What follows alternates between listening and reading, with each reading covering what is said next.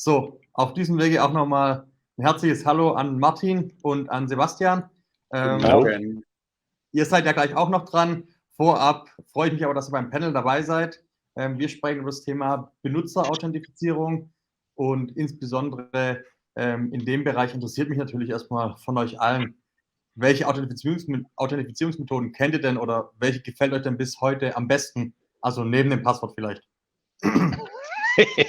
Genau, das Passwort.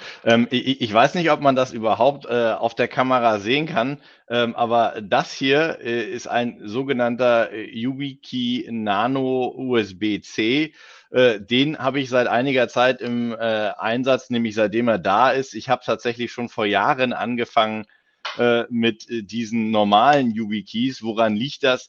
Die Stina Ehrenswert, die die Firma YubiKey gegründet hat, die habe ich ganz, ganz kurz, nachdem die Firma existierte, in Kalifornien auf einer Identity Management Konferenz getroffen und fand das total geil.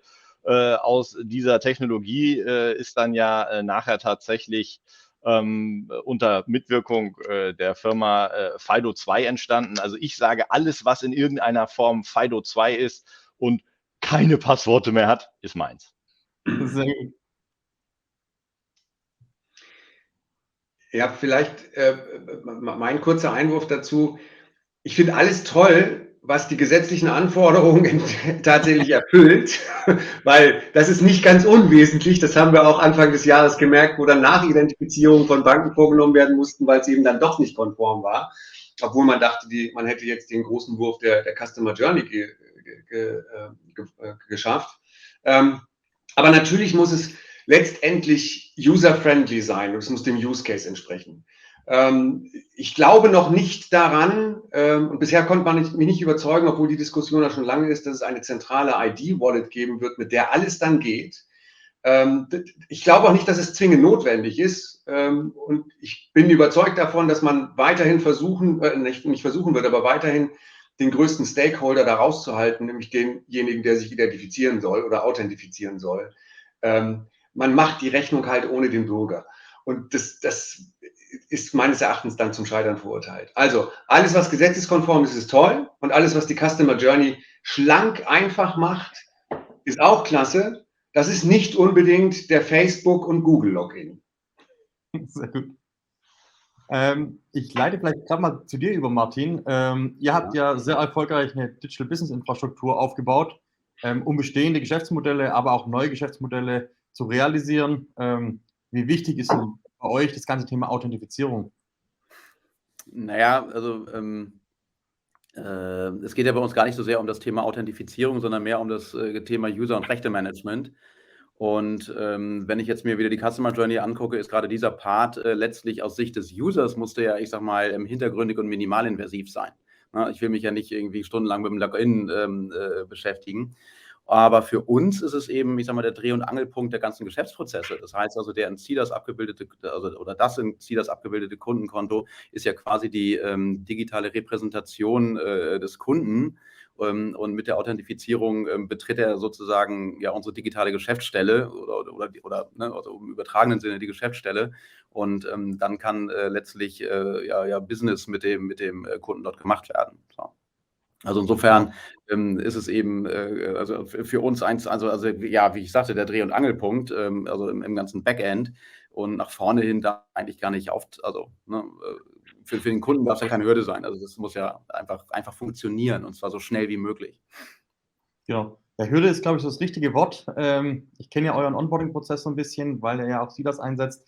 Bei eurem E-Paper auf der Böhme-Zeitung, hat sich denn der Onboarding-Prozess positiv bei euch auf die Conversion ausgewirkt?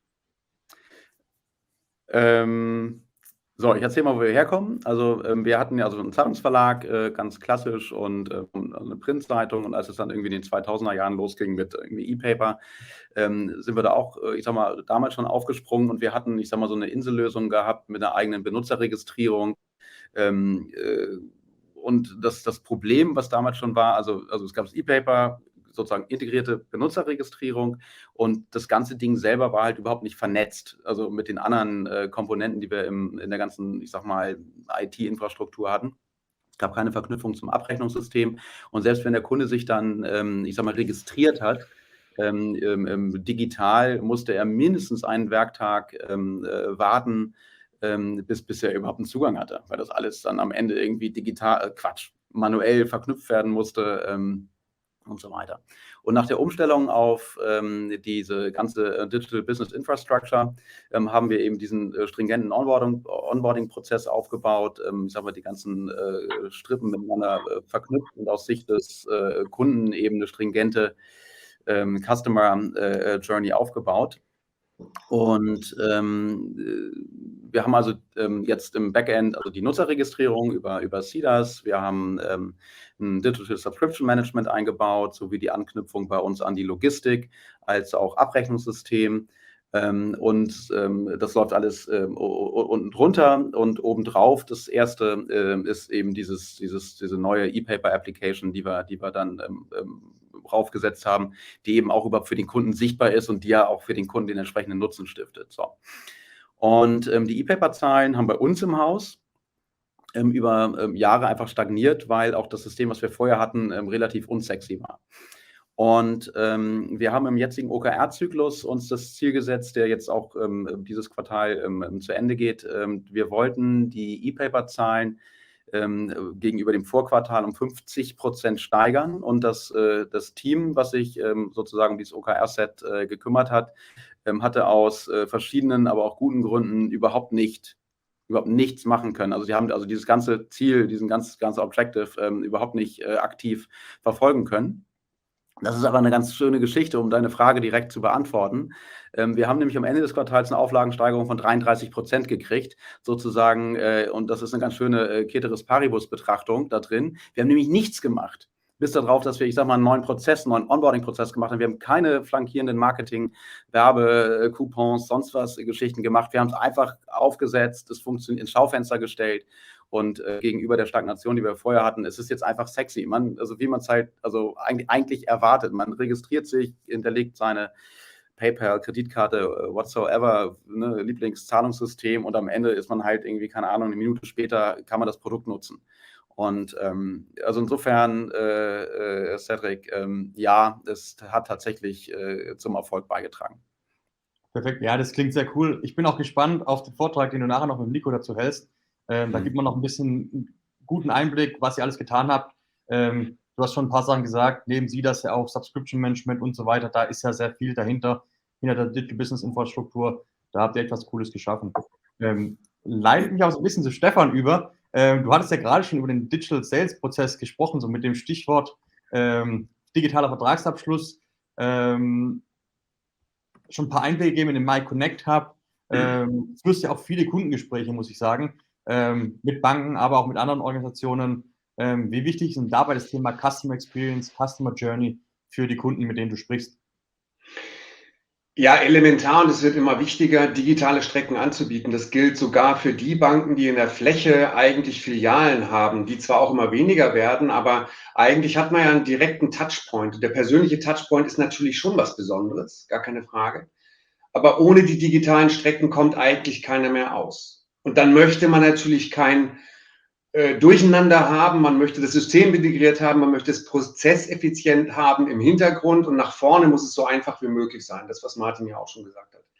Und es gibt teilweise wirkliche Evangelisten, was die Customer Journey angeht, die sagen, ich brauche jetzt das absolute Optimum. Und natürlich diskutiert man immer, was geht dann noch und was ist auch nicht mehr sinnvoll. Im Übrigen ist es auch nicht so, dass je weniger Screens man hat, desto besser ist die Customer Journey, weil ich muss ja denjenigen auch mitnehmen auf der Reise, der darf ja nicht unterwegs verloren gehen. Also man führt unheimlich viele Diskussionen, auch sehr interessante Diskussionen. Und dann gibt es so Vergleichsportale, die das enorm anstrengend diskutieren, im positiven Sinne, weil man lernt immer enorm viel dazu. Und ich glaube, wir sind noch gar nicht am Ende dessen, was da tatsächlich geht. Aber im Rahmen dessen, was regulatorisch jetzt mit Blick auf GWG notwendig ist und das, was technologisch möglich ist, sind wir, glaube ich, schon gute Schritte vorangekommen. Und das ist etwas, was kontinuierlich ein Prozess ist. Und das haben wir auch in den letzten 2 Jahren gemerkt, als wir den MyConnect Hub entwickelt haben.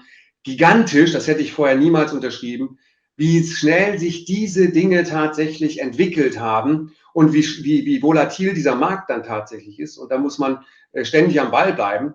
Deswegen bin ich auch froh, dass ich euch kennengelernt habe, weil ihr viele Dinge, an die ich bisher nicht gedacht hatte, schon eigentlich erledigt hattet und uns ein paar Dinge abgenommen habt. Und wenn wir das jetzt zusammenbringen können für unsere Vertragspartner gemeinsam, dann ist genau das erzielt, was der MyConnect Hub eigentlich leisten soll. Neutraler Intermediär, verschiedene Dienstleister und Dienstleistungen so optimiert wie möglich in Richtung der Kunden, damit deren Kunden sich einfach onboarden können. Also wichtiges Thema, ja, definitiv. Also ich habe dich richtig verstanden. Wir können also auf einen voll digitalen Prozess hoffen, ohne den Gang zur Post in Zukunft. Ja, ich bitte darum. Also ich meine, es wird immer noch die Menschen geben und das darf man auch nicht ignorieren. Ja, es gibt Menschen, die immer noch rausgehen wollen, weil sie den Jupp von der Post halt eben auch kennen und dann ein schönes Pläuschen halten und. Also man muss durchaus in der Lage sein, viele Dinge zu bedienen. Aber machen wir uns nichts vor. Mein Sohn ist jetzt 16 geworden. Der war noch nie in der Bank, außer beim Weltspartag mit 6.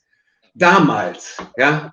Gibt's den noch? Ich weiß es gar nicht. Also, der denkt gar nicht mehr in Filiale und in irgendwelchen Vorortprozessen, was das angeht. Der erwartet halt eine digitale Strecke. Der wird kein Postident machen. Wozu auch? Das ist völlig unnötig. Sehr gut. Sebastian, jetzt bist du ja schon einige Jahre im Bereich Identity and Access Management unterwegs. Ich wollte jetzt nicht Jahrzehnte sagen, aber Jahre darf ich, glaube ich, sagen. Wie hat sich denn aus deiner Sicht das Thema Authentifizierung in den letzten Jahren weiterentwickelt?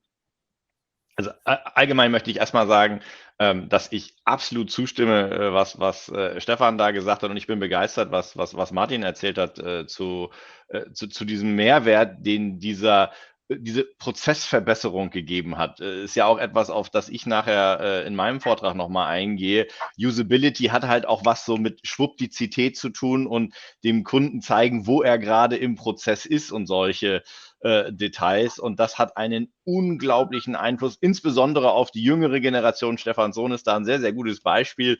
Die erwarten halt einfach, dass das so iPhone-mäßig schwupp, schwupp, schwupp funktioniert. Und genau diesen Einfluss, dass die Technologie sich an diese neuen Anforderungen anpassen muss, den sehen wir ganz klar auch in den Kern-Identity-Management-Funktionen, aber natürlich auch im Bereich der Authentifizierungsverfahren. Ich war bei Siemens in den 90er Jahren, ja, so alt bin ich, tatsächlich einer der ersten, der so einen multifunktionalen Dienstausweis bekommen hat, eine Smartcard, mit der wir auf der einen Seite uns natürlich Zutritt zum Gebäude, übrigens nochmal vielen Dank an deinen Papa mit dem NFC und so, fand ich super geil, den Zutritt zum Gebäude verschaffen konnten, die Zeiterfassung gemacht haben, wir konnten uns am PC anmelden und theoretisch hätten wir damit sogar E-Mail verschlüsseln können. Aber oh mein Gott, war das anstrengend und so fehleranfällig. Wer sich an die nicht ganz so gute alte Zeit mit Windows XP und der MS Gina erinnert, mit Gina Chaining, dass ich also mehrere Verfahren parallel installieren musste. Oh mein Gott, das hat sich so verändert mit Windows 10, mit Windows 11, mit den Credential Providern und hier natürlich auch mit den Token, die deutlich einfacher sind. Ich habe nicht mehr so einen OTP-Token, wo ich mir dann irgendwie eine Nummer merken muss und die schnell eintippen muss. Nee, das sind jetzt halt entweder solche Token, oder eben die doch weit verbreiteten Authenticator-Apps, die mir hier die Zwei-Faktor-Authentisierung ermöglichen, indem ich halt den Code von da nehme. Und das hat sich halt auch sehr schnell weiterentwickelt in diese Verfahren, wo ich einfach nur noch sage, bestätigen Sie, machen Sie einfach die App auf, okay, Biometrie, flip, aber das sind wir halt alle gewöhnt, diese Usability kommt dazu, dann drücke ich da einfach meinen Daumen drauf und dann passiert auf meinem PC was. Das ist genial und wer sich mit dem Thema näher befasst hat, vielleicht auch mitbekommen, dass jetzt gerade in den letzten Wochen das Ganze nochmal verbessert und intensiviert wurde, nämlich mit Passkey. Passkey ist tatsächlich eine Erweiterung für dieses FIDO2-Verfahren, wo ein Benutzer tatsächlich in der Lage ist, einen Customer Journey, eine Registrierung auf seinem iPhone hier zu beginnen, dort Zwei-Faktor-Authentisierung zu enrollen. Und das wird dann tatsächlich über die Apple-Infrastruktur auf sein MacBook rübergespielt und er kann auch dort direkt die Zwei-Faktor-Authentisierung nutzen.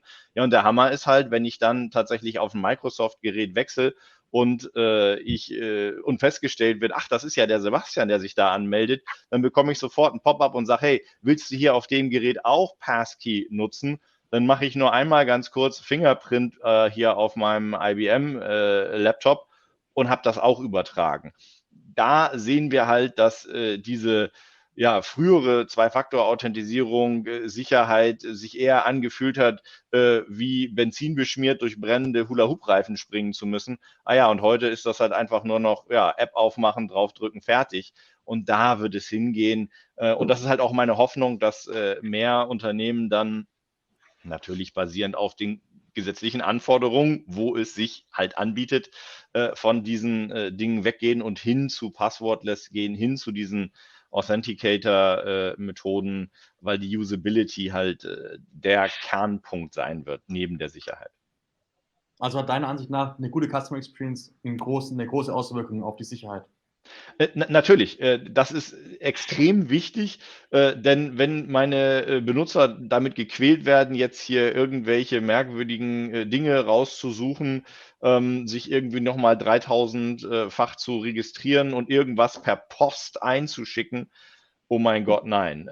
Das darf nicht mehr sein. Das ist einfach so weit weg von der Erwartungshaltung der Benutzer heutzutage. Das muss alles Schlag auf Schlag gehen. Das muss möglichst nahtlos erfolgen. Selbst wenn ich das Gerät wechsle, muss da noch eine so hohe Usability mit dabei sein. Sonst werden die Benutzer es einfach abbrechen und sich einen anderen Anbieter suchen. So hart ist das tatsächlich. Ja, sehe ich genauso. Freut mich nur, dass noch jemand neben mir bestätigt. Sehr gut. Vielleicht noch eine offene Frage zum Abschluss. Wie wird sich die Authentifizierung in Zukunft wandeln? Was erwartet uns? Was denkt ihr? Naja, also wenn ich das was sagen, bei mir ist ja gar nicht so das Thema Sicherheit so vordergründig. Also das ist der richtige, sondern Albert Schweitzer hat ja mal gesagt, die Liebe ist das Einzige, was sich verdoppelt, wenn man es teilt. Das stimmt leider heutzutage nicht mehr, dass das Einzige ist, nämlich auch der Nutzen von digitalen Assets verdoppelt sich aus Sicht des Anwenders leider auch, wenn man seine Zugangsdaten teilt.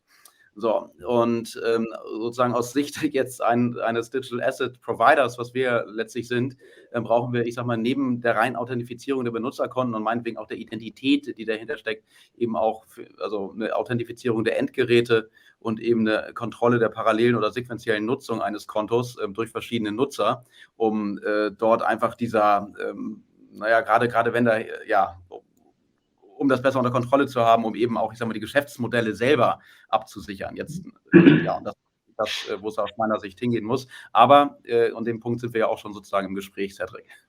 Genau. Sehr gut. Ich bedanke mich, dass ihr dabei wart.